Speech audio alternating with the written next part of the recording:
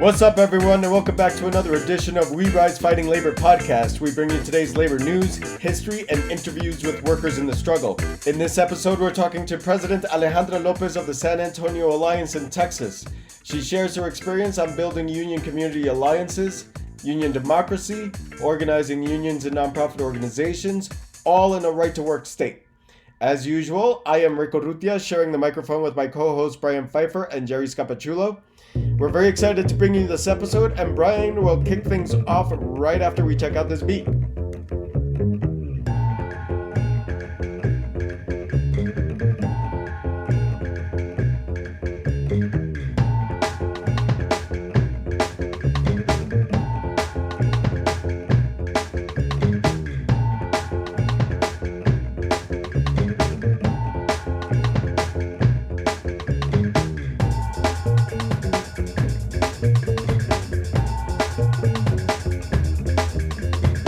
Okay, we're honored this evening to have as our guest President Alejandra Lopez of the San Antonio Alliance of Teachers and School Personnel.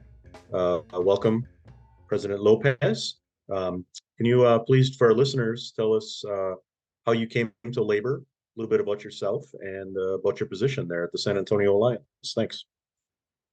Sure. Hi, everyone, and thank you, Brian and Rick, for having me on. It's a real honor to be able to be on a podcast that is so committed to worker struggle here in the United States. My name is Alejandra Lopez, and I have the privilege of serving as the president of the San Antonio Alliance. So I grew up here in San Antonio, attended K through 12 public schools, and I grew up in a union family, which is actually not the norm here in the South, in the middle of Texas. But my father left school when he was in 10th grade to care and provide for his young family, of which I was, prime member of. I'd just been born. And he was a welder, by trade. And basically, a couple of years into his, career, he joined the Iron Workers Union, Local 66 here in San Antonio. And with it brought, the opportunity to work in other cities that had higher pay scales. It brought a pension. It brought benefits that my family had not had access to previously. And it, really elevated our ability as a family to, have a stable income. My mom is an immigrant from Mexico, and, she also grew up in a really working class family. And so growing up, in our family, it was all about unions and education. Those were the two ways that you could create, a life of dignity and respect, here in the United States. And so when I became a teacher here in San Antonio, I was really, really just excited and thrilled to have the opportunity to join a union, because as, a older millennial, not many of us work in sectors that do have unions. And so I was really proud to sign up for the union my very first day as a teacher here in San Antonio ISD, and have gotten more and more involved, obviously, since then, and now serve as the president of San Antonio Alliance, which is a wall-to-wall education union that represents workers in San Antonio ISD. So we represent teachers, librarians, bus drivers, food service workers, and we are the largest union in the county, which we're really proud of. Right on. That's what's up. Hey, listen, and doing a little research on, what's going on in Texas and what's going on with you, I came across the Poder Caucus. So I was wondering if you could speak a little bit about that, what that is, for myself, of course, and the benefit of our listeners. Absolutely. When I joined the union, I became an active rank and file member, steward on my campus, and was a part of a program that was really aimed at developing leaders within the union, and connected with other folks, at other work sites, other campuses, who shared the same passion and drive that I did for organizing, for social justice, for education justice. And so we decided to come together and really begin working together to ensure that our union was able to become an organizing powerhouse. So our caucus is a social justice caucus that really anchors itself in union democracy, in an organizing framework, and in racial and social justice. And so when the opportunity came up in 2020 to run for union leadership, we ran a slate of candidates, of which I was a part of, and secured a majority on our executive council. And since then, have been really working to build power in our union and in our community so that we are ready to take on the fights that are absolutely necessary to ensure that our students have the schools that they deserve. Okay, if you would, I would like to just underscore one part of what you just talked about, because it's one part I like to highlight and underscore for this show. If you could speak a little bit about union democracy, what it is to you, why it's important, why this is a thing theoretically, however you would like to speak about it. But if you could speak about union democracy, please. Absolutely. I think we live in a society where, of course, everyone talks about how we live in a democracy. Everyone talks about, the virtues of that. And especially in education, right, where we are charged with teaching our youth about, about democracy and the way that that our society supposedly embodies that. But when we look around, I mean, what is democracy but a say in your life? And many people, like majority Black and brown people in working class communities, do not actually actively have a say in their lives. They get to go and vote for candidates, once a year, maybe, candidates that may or may not actually make their material lives better. And that's kind of the start and end of it. And when we talk about unions, I mean, the power of unions is that they are the embodiment of democracy. They are one of the only democratic spaces that people get access to where they can exercise direct democracy. And so, on the very basic levels, even unions that aren't very active vote for their leadership. They vote for their executive councils. But what we really try to do by saying that this is one of our core tenets is move beyond that, right? It's, yes, we have elected leadership, but we want to ensure that democracy is infused up and down our union. So really taking straightforward things like what are we going to organize around this year, y'all? We take that straight to our members, and we have our members vote on what our priorities are going to be. We have them vote on what collective action we're going to take. And then we push for democracy in our workplaces, because it's all great practicing democracy in our unions, but what we're really pushing for is to transform our workplaces into democratic spaces. And that's what our union's really pushing. We say nothing about us without us, and that means in our union, but also in our schools. So we are constantly just banging at the door of the district saying, hey, if you're making decisions that affect us, then we actually should be the ones making those decisions. And that means, in education, that decisions should be made by the people doing the work, teachers, bus drivers, custodians, our students, right? Students are the numerical majority in our schools. Go and talk to a student about the last time they got to make any decision about anything in their school, right? I mean, they are so discounted over and over again. And that's why we are constantly trying to create spaces where workers, students, parents, community members are coming together to really shape what our schools are.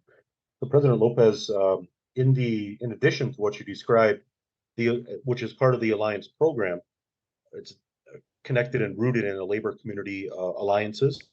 Can you expand on that a bit and why your union is so intent on not just doing the work that you described in union democracy inside the workplace, but in addition to that, having that directly connected to the community and as having that as part of your program, the union program? Yeah, I mean, I know that this is something I would be passionate about, regardless, but context matters. And the bottom line is that when I started working in our district, it was the same year that we had a brand new superintendent that was very ideologically motivated. He was intent on charterizing and privatizing our schools in our district. And unfortunately, this isn't unique, right? I mean, these superintendents who are public school superintendents, have proliferated throughout the country, at the behest of some very powerful individuals. And so our union was under attack as he systematically rolled back protections and gains that the union had made over the year. But more than that, our community was under attack because he began very aggressively bringing in outside third parties to manage our schools. He started to close schools, and the unfortunately at that moment, our union was not strong enough to really defend itself in our community. But because of the attacks that were coming, we really started to join together with, the parents and students at schools that were being affected, and really started to craft an understanding and a narrative about how, top down decision making that completely sidelines parents and students and workers in its decision making is not only against what the ideals of public education should be, but is also extremely detrimental to the communities themselves. So, that was really what jump started this work.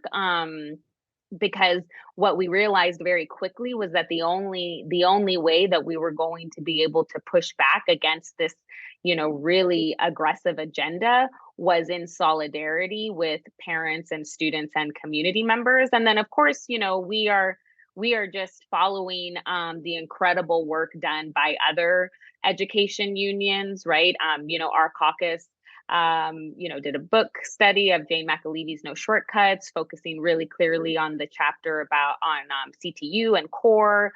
So we're looking to unions that have shown us the way on how to build power in your community, and really taking those lessons and trying to implement them here in San Antonio. Thanks. Right on. And President Lopez, there's a lot of stuff happening right now in the labor movement, or better stated, starting to happen, or things are getting interesting. Let me put it that way.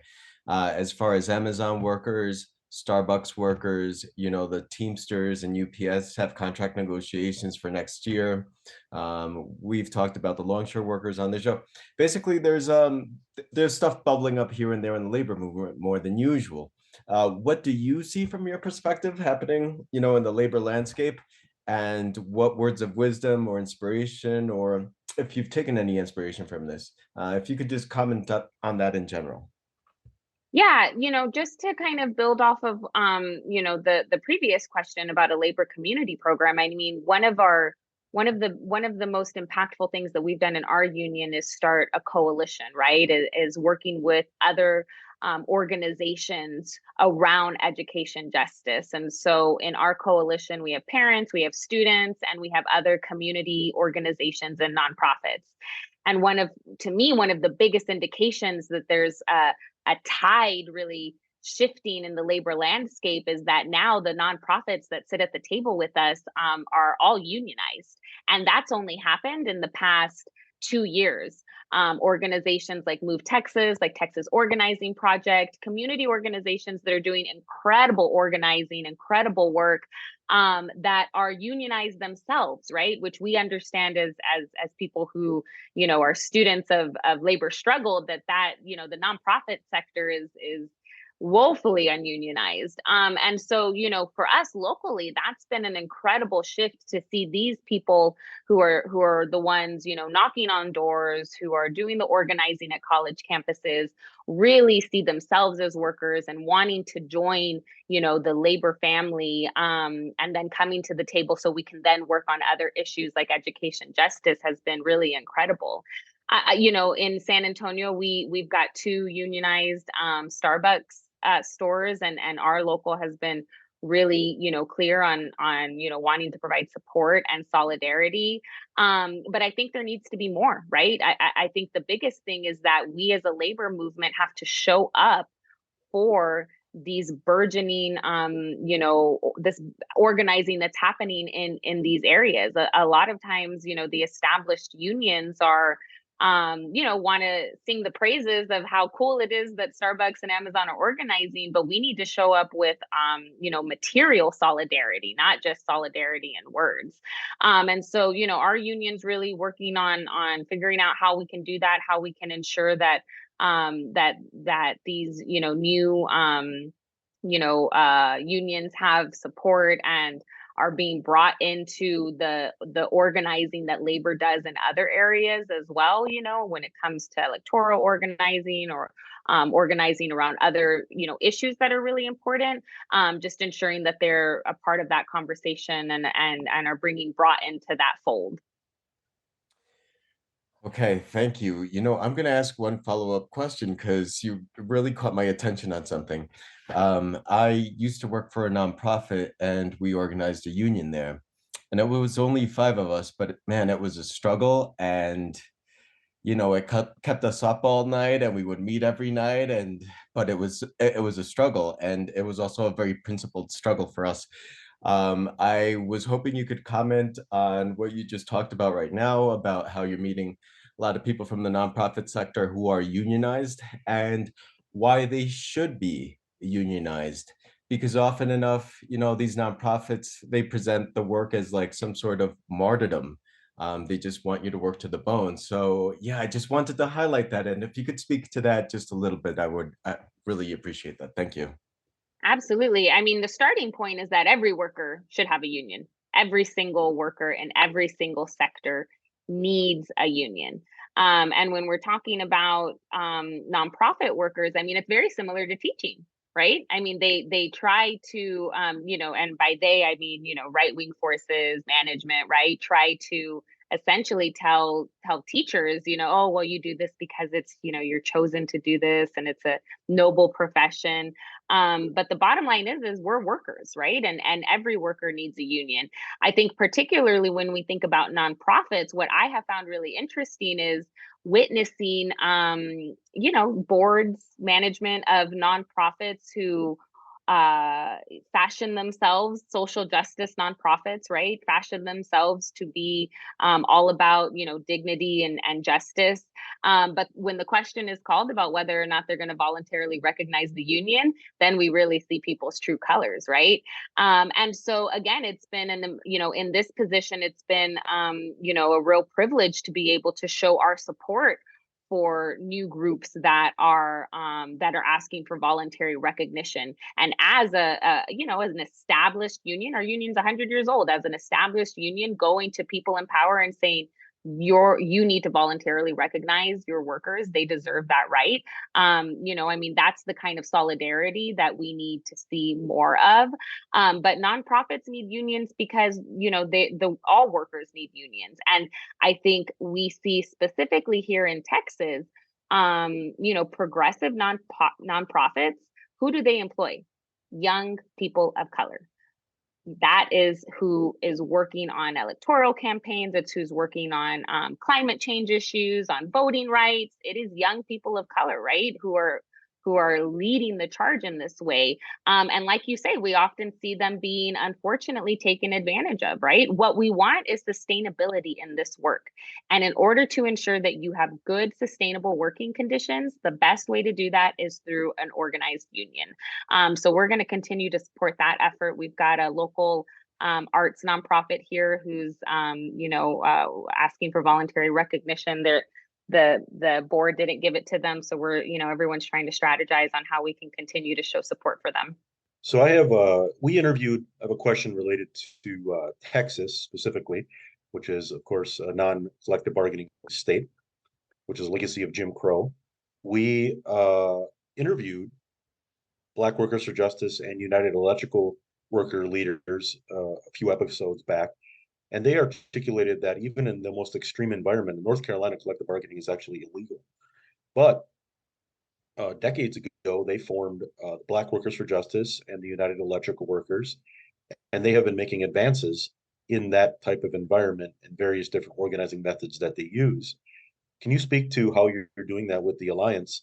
Because some folks in places where, unfortunately, there's been some anti-labor attacks, such as Iowa or Wisconsin, where collective bargaining has been in place for a long time, there are some folks who think that, well, what are we going to do now? We can't really, if we don't have a contract, we can't really organize. So they think. So we believe that We Rise Fighting here believe that you all in the South, and I guess I'm here too now, right? San Antonio, that's San Antonio and Texas and North Carolina. And there've been historically and is a lot of really uh, advanced methods in terms of organizing today, and the Alliance has been making gains in that. So could you please speak to that a little bit? Thanks. Yeah, I mean, I love being in a room with folks, with union folks from around the country, because you really do see, kind of the stark difference in mindsets when you come from a place like Texas, right? I mean, when you tell people that you don't bargain a contract, some people's faces go a little blank, because you can see them trying to compute, like, okay, well then what do you do? And I mean, organizing is organizing, right? I mean, we know the basics of organizing is, building power at the work site, working towards a supermajority of members ready to take collective action, charting out a campaign and escalatory actions. Those are all of that stands true whether you're in Texas or California. So what we've done, here is really, again, look towards unions that we know are organizing in the way that we see as the absolute only way to win, which is building community coalitions that are ready to take collective action. Chicago, we followed UTLA's 2019 strike very closely, as well. And so, whether you have a contract or not, those steps still look the same, right? When we talk about structure tests at the work site, when we talk about, ensuring that we've got ways to track leaders. I mean, all of those methods, when we talk about the science of organizing, are the same. It's just that we have to do that in a landscape that is, pretty hostile, and in a place where a lot of people, may not have familiarity, right? I think more than anything, what we really work with, in our union and our members is really, helping to contextualize what we're doing in a broader context, because many people, this is the Alliance is the union that they joined when they signed up teaching. It's the only union that they've been a part of. And so what we really try to do is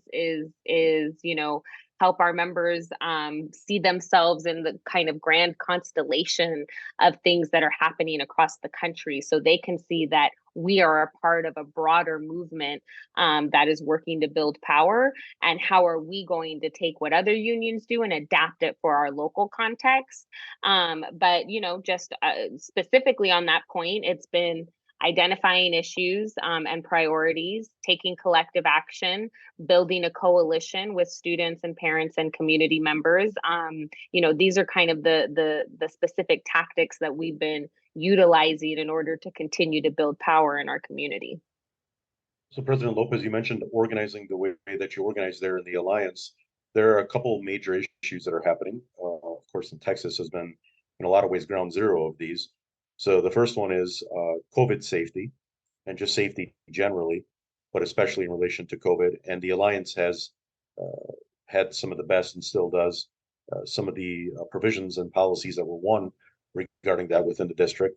And then the other issue, of course, is by the racist attacking historical truth in public education, and also anti-worker and anti-LGBTQ, of course, among other attacks on working people within public education and libraries, etc. But your local, the Alliance, as well as others in Texas and other places, are fighting back strongly against that. So we just wanted to ask you about how you're doing that, and what are some of the approaches you're taking? Yeah, I was elected president in June of 2020. So we had, we'd only been, it was at the very start of the pandemic, essentially, right? And so as new leadership, we had to really dive in into, what was seen as essentially a life and death issue, right? I mean, that is what COVID has been.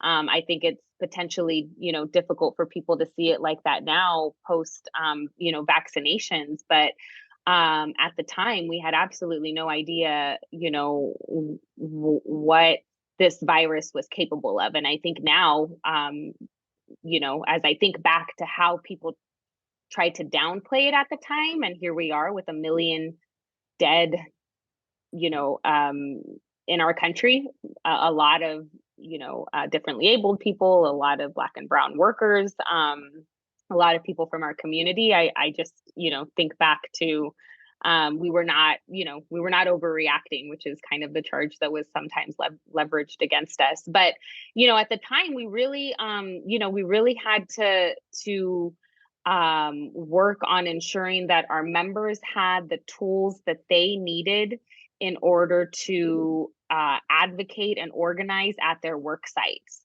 So, we were pushing at the district level. We don't have collective bargaining, but we do have a meet and confer process, which means that we meet with district leadership every month.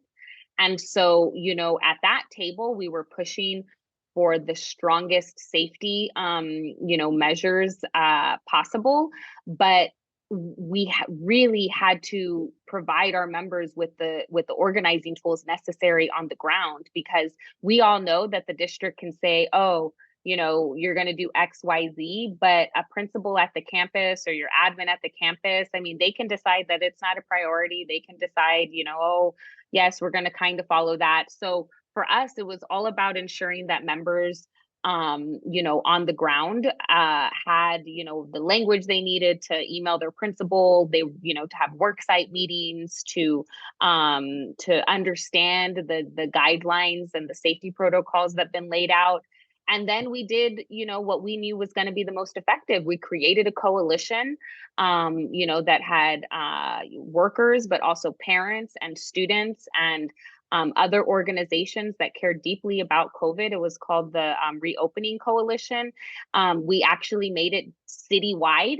So, it had unions from all the other school districts in our city. Our cities, were broken up into 17 independent school districts. So this was unprecedented. We brought all the other union locals, whether they were AFT, NEA, to the table, along with, everyone else that was invested in this, and really started to organize citywide, putting pressure on our mayor, on our city council members, on our head of Metro Health.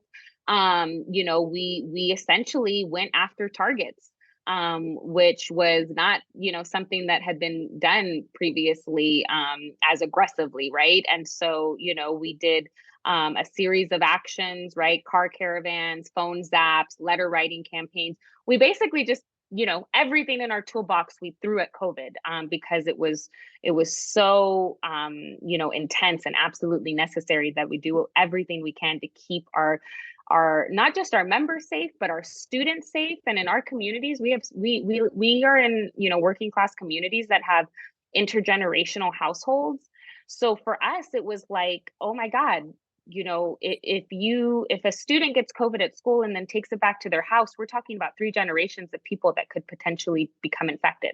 We're talking about a child that can take COVID back to their grandma and with devastating consequences, right? So we really, we're very intentional about how we framed this as community health. This is a community health issue, which we really had to push back against the narrative that this was like individual health choices, and say like, no, we practicing solidarity means keeping one another safe, throughout this pandemic. And so, we really just relied on kind of tried and true tactics. But again, things that we hadn't done before, but anything and everything that we could to keep people safe, we threw at it.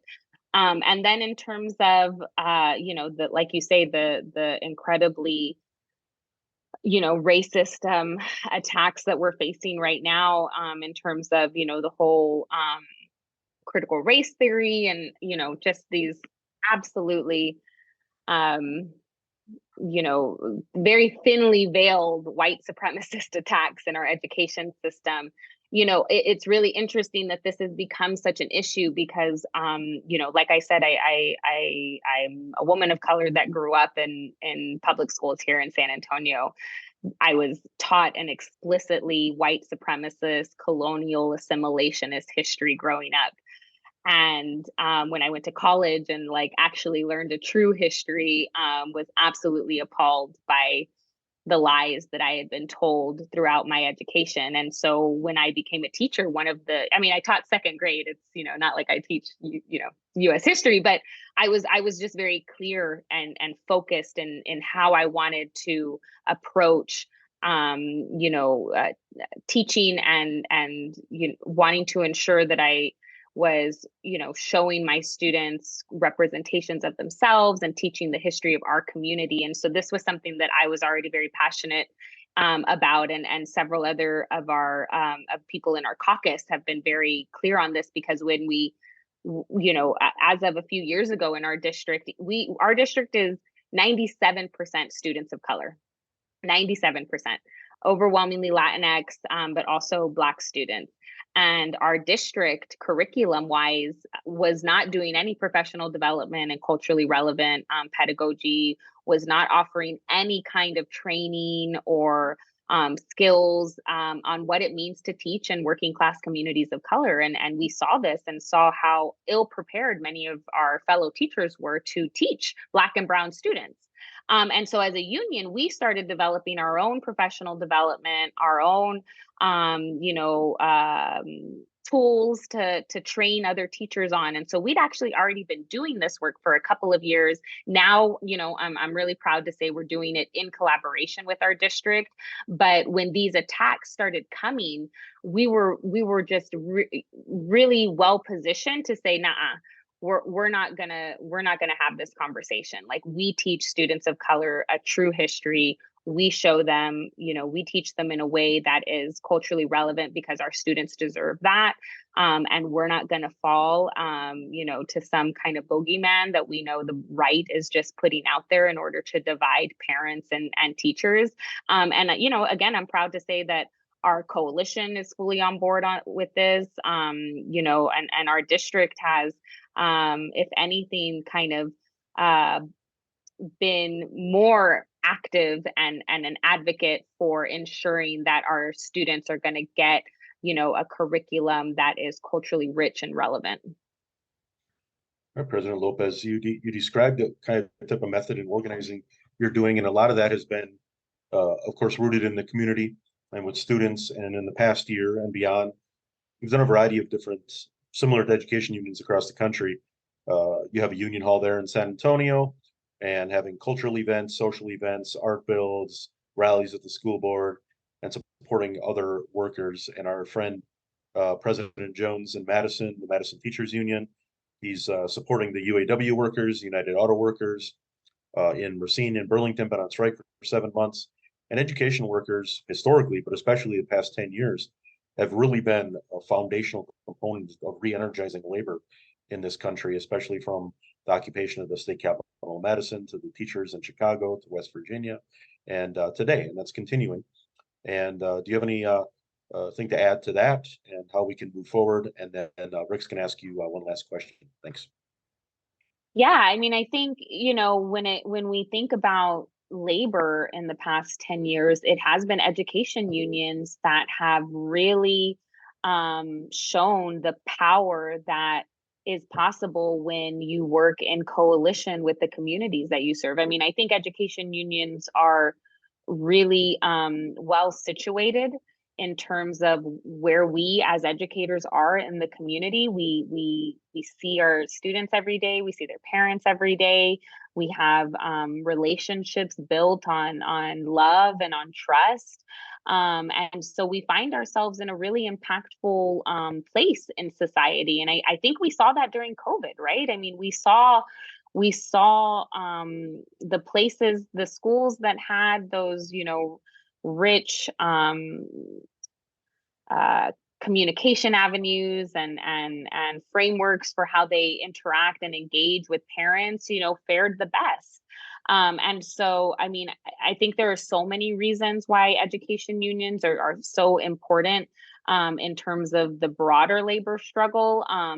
But I think, like you mentioned, Brian, the real key is education unions working in coalition with other unions, right? Ensuring that that workers across different sectors are able to organize and move in concert, because we know that when we're talking about class struggle, when we're talking about how we're going to win, it's not we can't just rely on being pigeonholed in our own sectors, right? It's going to absolutely depend on our ability to move across different unions and different sectors and be able to work in concert and organize together.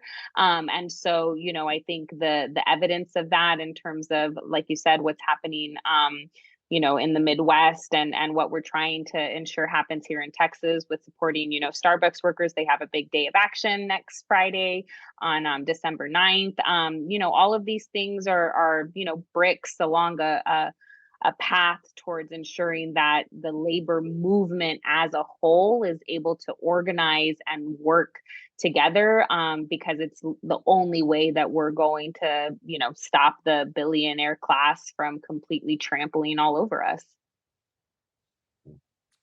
Thank you, President Lopez. And you know what? Yep. In closing on my part, you've already actually spoken to some of this, but still, I want to pick your brain just a little bit more. I'm living in Denver here. We have listeners scattered around the country, and teachers and school workers. And so my question is basically this, it's two-part. Which way forward for the labor movement, just in general? And also, what message would you like to communicate to the school teachers, to the school workers here in Denver and anywhere else where our show may reach? And that's all for me. Yeah, I think on the first question, um, I, I think we have to really, really focus on the organizing, right? And I think, we have to ensure that every single union throughout the country has the ability to have its members take collective action. That is absolutely key, right? Because at the end of the day, this is a conversation about power and how we build power. And that is what we consistently bring it back to in our local when we're talking to each other and when we're talking to members. It's a conversation about power. The bottom line is that we have more people, but if we cannot get those people to work together to take collective action together, then we're not going to win. And I think, unfortunately, we have, a pretty stacked deck, right? I mean, we only have to see what happened this week with the railroad workers, right? I mean, how the most labor, friendly president has taken a direct action against workers, right? And that the media will spin it as him kind of saving the day. I mean, everything you need to know about where we're at right now is in that little 2-minute clip. And the only way that we're going to overcome the bosses and the politicians that support them is by building power, because at the end of the day, we need to ensure that the people in power are scared of us, that they are frightened of what happens when we act together. And the only way to do that is through organizing, right? I mean, we in our local, we talk about, we take those really big things and we break them up into small, embarrassingly small actions that we do, right? On a daily basis, whether it's sending that text, right? Whether it's following up with that person you had a one-on-one with, whether it's getting, someone else to fill out the survey or to sign the commitment card, it's those little actions that if enough people are doing them and are doing them, in a way that's organized, that we build up to those big collective actions that we know it's going to take to win. And then, to the educators out there, I feel you. It's been a long few years for us, right? But I look around and I see unions throughout the country not not relenting. We are not giving up. We are just getting back up and we are moving forward with purpose and with vision. And not to say we haven't lost people along the way, because we all know that there's a shortage in teaching right now because people are walking away. But the people who are here, the ones who are continuing to engage and to fight for what we deserve as workers and for what our students and families deserve, are really moving that tide. And so I'm here. I'm going to stay here. I'm going to be here. And I hope everyone who's in education right now, is willing to continue the good fight, because it's absolutely necessary to do that. We cannot. It's not one step back when it comes to the fight for public education. And so I'll leave it there. Right on. Thank you, President Lopez. Thank you for your time. This has been very insightful. Thank you to you listeners for chiming in and listening to what's going on in the world of labor. We always thank you for you listening. From us at We Rise Fighting Labor Podcast, we wish you peace, love, and solidarity. Have a good night, everyone.